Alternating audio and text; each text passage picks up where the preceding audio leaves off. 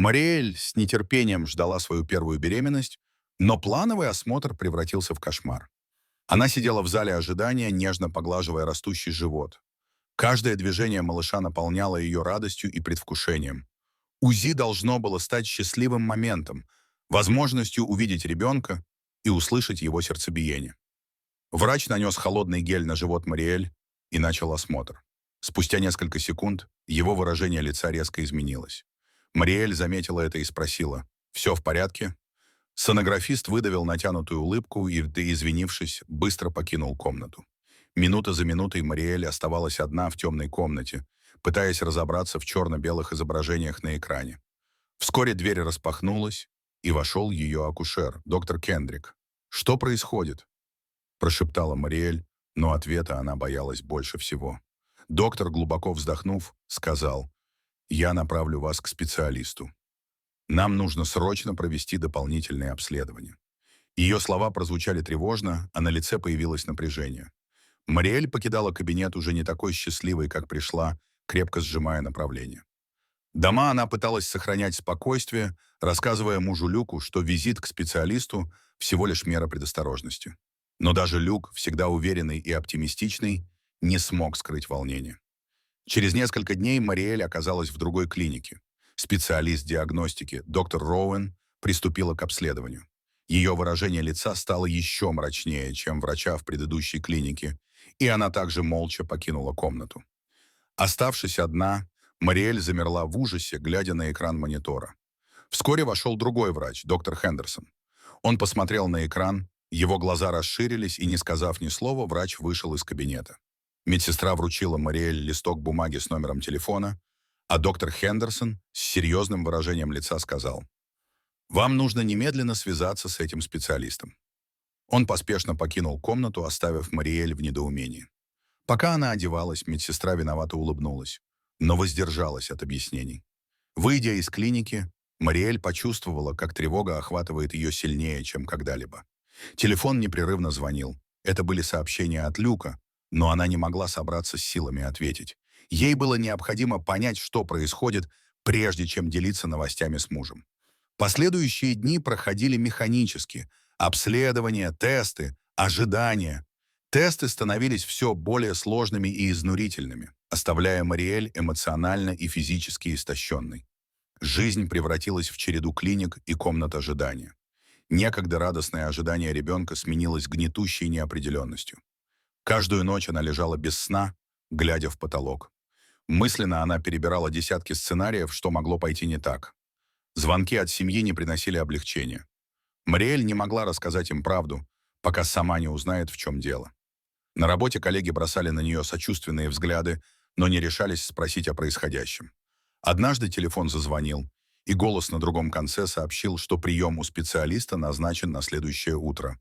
Это известие принесло лишь кратковременное облегчение, сменившееся новой волной страха.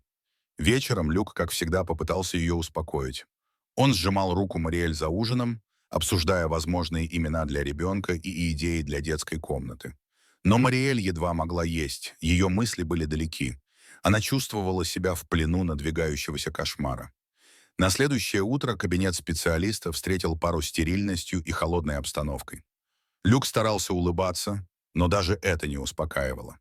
Доктор Шнайер провел ультразвуковое исследование с методичной точностью. На экране замелькали изображения их ребенка, но каждая морщина на лице врача заставляла сердце Мариэль сжиматься. В конце концов доктор повернулся к ним. «Мы должны немедленно отправить вас в больницу». Мариэль почувствовала, как земля уходит из-под ног. Через несколько дней, находясь в больничной палате с видом на оживленный город, Мариэль чувствовала себя отстраненной. Контраст между внешним миром и ее внутренней тревогой был резким.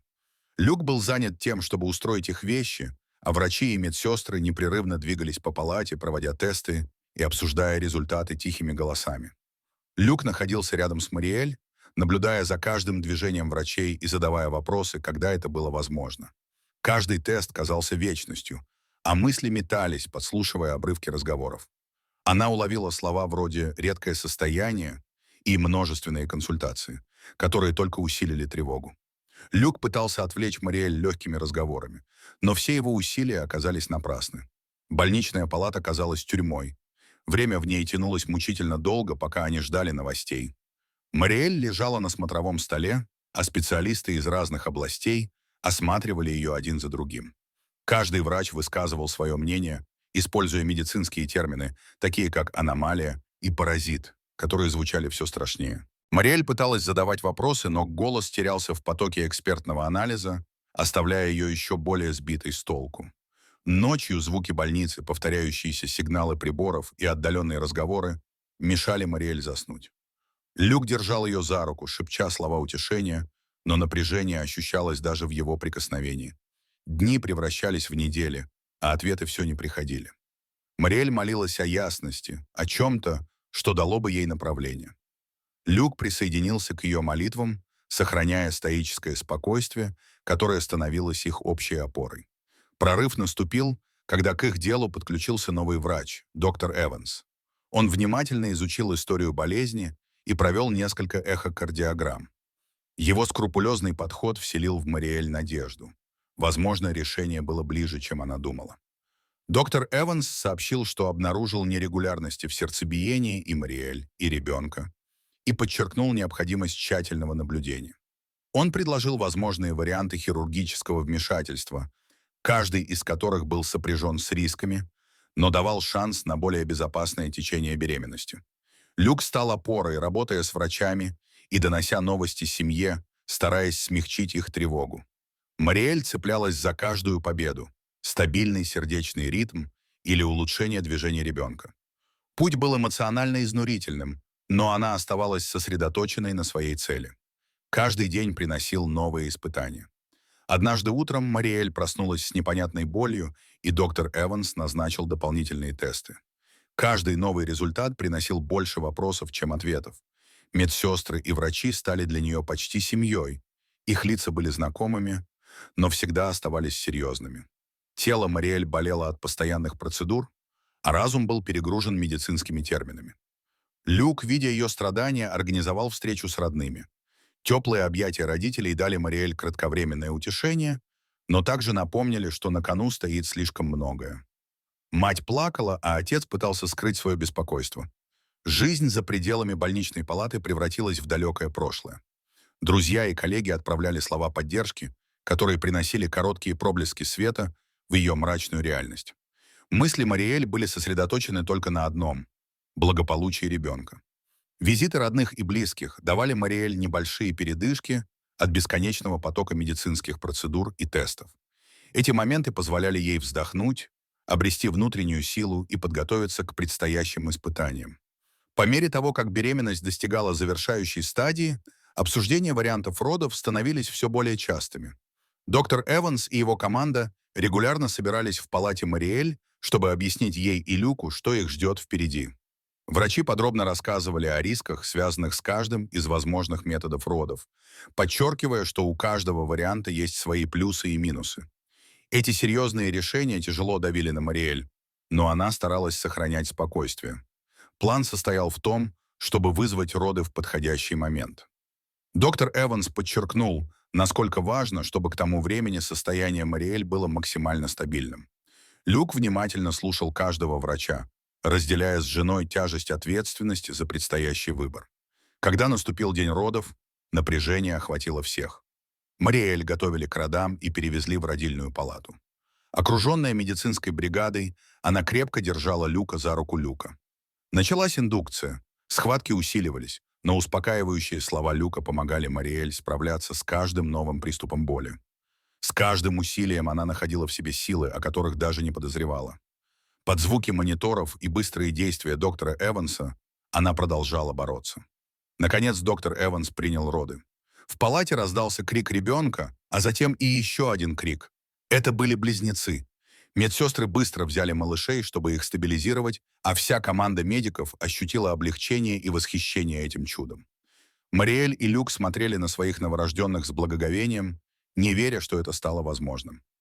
Месяцы страха и неопределенности в диагнозах и медицинских заключениях остались в прошлом. В последующие дни они начали адаптироваться к новой жизни, в новой реальности, как семья из 4 человек. Держа своих малышей на руках, Мариэль и Люк испытывали невероятное чувство умиротворения и благодарности за эти два маленьких комочка счастья. Вернувшись домой с близнецами, они ощутили, что их будущее перестало быть таким мрачным и непонятным. Трудности остались позади. Наступает время новых трудностей и испытаний. Только теперь они долгожданные и приятные. Как бы вы поступили, если бы столкнулись с подобной неопределенностью во время беременности?